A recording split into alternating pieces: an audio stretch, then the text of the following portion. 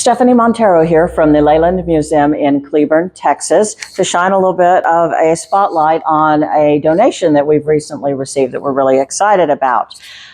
Cleburne was founded in 1867, and in that same year, First Christian Church became one of the very first congregations here.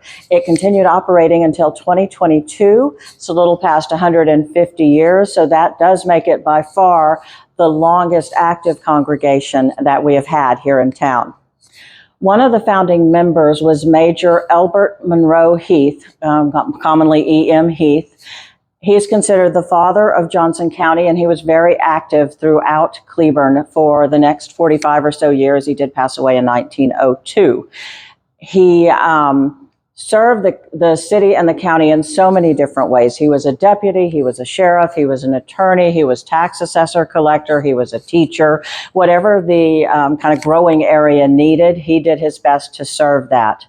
He was very active in the congregation as well, and when they needed a place to hold services, whether they were working on a church or building a new church building, he allowed them to use his home. He purchased and donated a set of church silver, and we have it right here.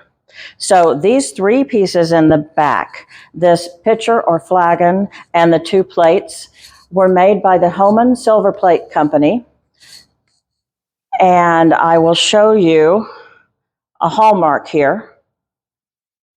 And they were the best known probably company making church silver in the late 1890s and early 1900s to about 1905. They were using this specific hallmark.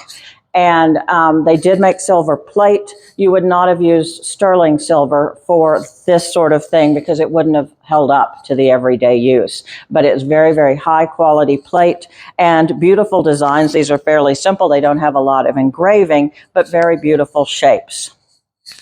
And they've lasted very well, as you can see. We also have a set of candle snuffers that we don't have hallmarks, so we can't confirm the exact dates. They could well have been very early as well. You can see these have a little bit more. They do have some engraving and these twisted stems.